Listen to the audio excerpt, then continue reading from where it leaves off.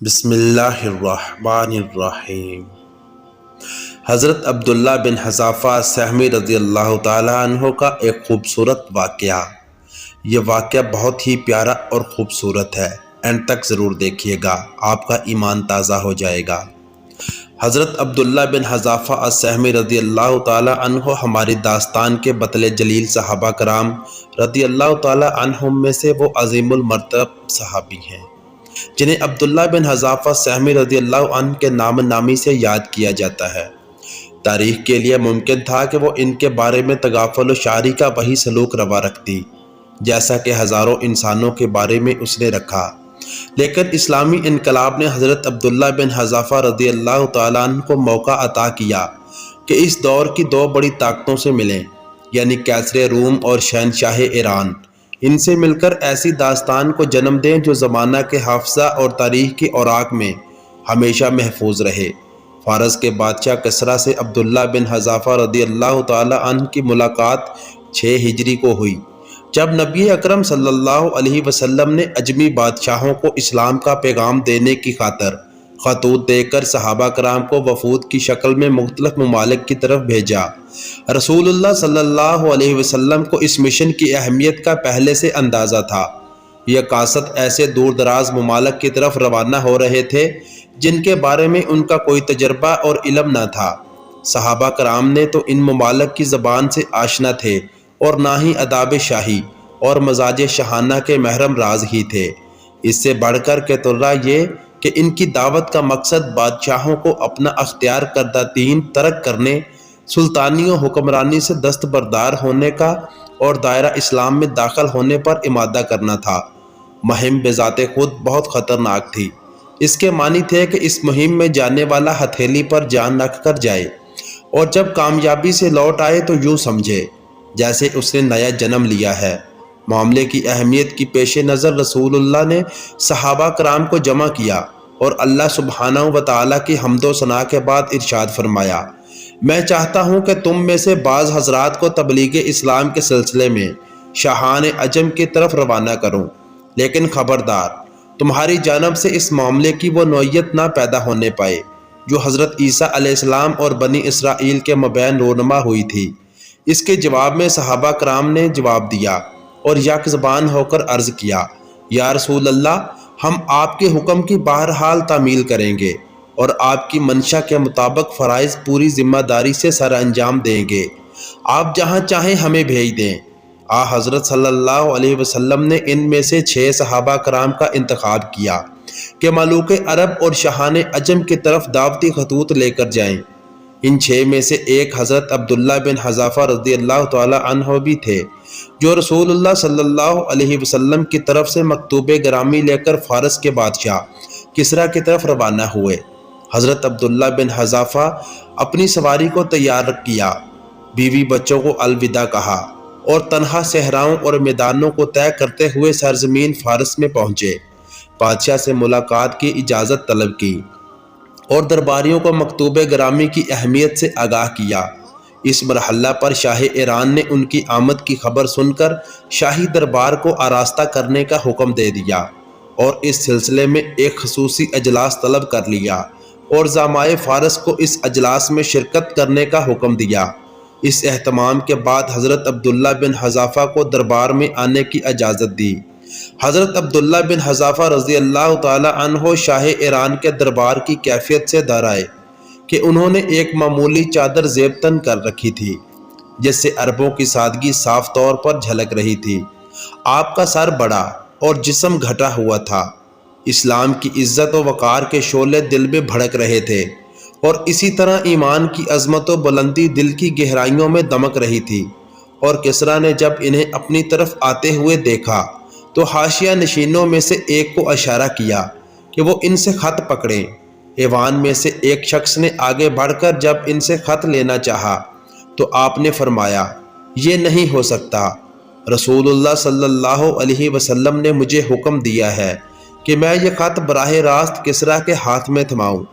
میں رسول اللہ صلی اللہ علیہ وسلم کی حکم عدولی کی جرت ہرگز نہیں کر سکتا۔ یہ دیکھ کر کسریٰ نے حکم دیا، اسے چھوڑ دو اور میرے پاس آنے دو۔ جب حضرت عبداللہ بن حذافہ رضی اللہ تعالی عنہ کسریٰ کے قریب آئے تو اس نے آپ کے ہاتھ سے خط وصول کیا اور اہل ہیرا کے عربی ترجمان سے کہا کہ اس خط کو کھولے اور اس کے مندرجات پڑھ کر مجھے سنائے۔ مکتوم گرامی کا آغاز ان الفاظ سے ہوا تھا: من محمد الرسول اللہ لکسریٰ عظیمہ فارسہ سلام علی من اتبع الہدی۔ یہ پیغام محمد صلی اللہ علیہ وسلم کے رسول کی جانب سے عظیم فارس کسریٰ کے نام، سلامتی کا استحقاق اس کو ہے جو ہدایت کی راہ پر چلا۔ کسریٰ نے ابھی خط کے ابتدائی الفاظ ہی سنے تھے کہ اس کے سینے میں غیظ و غضب کی آگ بھڑک اٹھی، چہرہ سرخ ہو گیا اور گردن کی رگیں پھول گئیں، کیونکہ رسول اللہ نے خط میں اپنا نام پہلے لکھا تھا اور اس کا بعد میں۔ کسریٰ نے مغلوب الغضب ہو کر خط چھین لیا اور اسے پرزے پرزے کر دیا، اور بغیر یہ جانے کہ خط میں کیا لکھا ہے چیخ کر یوں گویا ہوا کہ میرا غلام ہو کر اسے یہ جرت کیسے ہوئی کہ مجھے اس طرح مخاطب کرے۔ پھر حکم دیا کہ حضرت عبداللہ بن حذافہ کو میرے دربار سے نکال باہر کیا جائے۔ چنانچہ ان کو دربار سے نکال دیا گیا۔ حضرت بن حذافہ رضی اللہ تعالی عنہ ایوان کسریٰ سے نکل کر چل دیے۔ انہیں کہیں کچھ علم نہ تھا کہ اب ان کے ساتھ قضاء و قدر کا کیا سلوک روا رکھنے والی ہے، انہیں قتل کر دیا جائے گا یا انہیں آزاد چھوڑ دیا جائے گا۔ ابھی زیادہ وقت نہ گزرا تھا کہ یوں کہہ اٹھے: باخدا حضرت صلی اللہ علیہ وسلم کا خط پہنچا دینے کے بعد مجھے اس بات کی کوئی پرواہ نہیں کہ میرے ساتھ کیا سلوک روا رکھا جائے گا۔ یہ کہہ کر اونٹنی پر سوار ہوئے اور چل دیے۔ جب کسریٰ کا غصہ تھما تو اس نے درباریوں کو حکم دیا کہ حضرت عبداللہ بن حذافہ کو میرے پاس دوبارہ پیش کیا جائے۔ انہوں نے ہر چند تلاش کیا مگر کہیں بھی آپ کا سراغ نہ ملا۔ آخرت میں انہیں اتنا پتہ چلا کہ وہ جزیرۃ العرب سے نکل کر کہیں آگے چلے گئے ہیں۔ جب حضرت عبداللہ بن حذافہ رضی اللہ تعالی عنہ نبی اکرم کی خدمت اقدس میں حاضر ہوئے اور بتایا کہ اس نے آپ کے گرامی نام کو پھاڑ کر پھینک دیا تھا، اس پر آپ نے فرمایا: اے اللہ، اس کی قبائے اقتدار کے پرزے اڑا دے۔ ادھر کسریٰ نے یمن میں اپنے نائب بازان نامی جرنیل کو حکم دیا کہ حجاز میں جس شخص نے نبوت کا اعلان کیا ہے اسے گرفتار کرنے کے لیے فوراً اپنے ہاں سے 2 آدمی روانہ کرے جو اسے پکڑ کر میرے دربار میں پیش کریں۔ بازان نے رسول اللہ صلی اللہ علیہ وسلم کی گرفتاری کے لیے اپنے 2 مضبوط جرنیل ایک خط دے کر مدینہ منورہ روانہ کر دیے۔ اس خط میں لکھا تھا کہ خط دیکھتے ہی بلا تاخیر ان کے ہمراہ کسریٰ کے دربار میں پہنچ جائیں۔ انہیں یہ بھی تاکید کی کہ اس شخص کا پوری طرح کھوج لگائیں اور اس کے بارے میں پوری معلومات حاصل کریں۔ یہ دونوں شخص تیزی سے سفر کرتے ہوئے پہلے طائف پہنچے۔ قریش کے چند تاجروں سے ان کی ملاقات ہوئی۔ ان سے حضرت صلی اللہ علیہ وسلم کے بارے میں دریافت کیا۔ انہوں نے کہا کہ وہ یثرب میں رہتے ہیں۔ تاجروں کو جب یہ معلوم ہوا کہ یہ تو نبی کو گرفتار کرنے کے لیے جا رہے ہیں تو وہ خوشی سے پھولے نہ سمائے۔ شاد و فرما مکہ پہنچ کر ان الفاظ میں مبارکباد دی: اے اہل قریش، خوش ہو جاؤ، چین سے رہو، کسریٰ کی محمد سے ٹھن گئی ہے اور ان کو گرفتار کرنے کے لیے اپنے آدمی روانہ کر دیے ہیں، اب تم اس کے شر سے بچ جاؤ گے۔ بازان کے ان دونوں نمائندوں نے مدینہ منورہ کا رخ کیا۔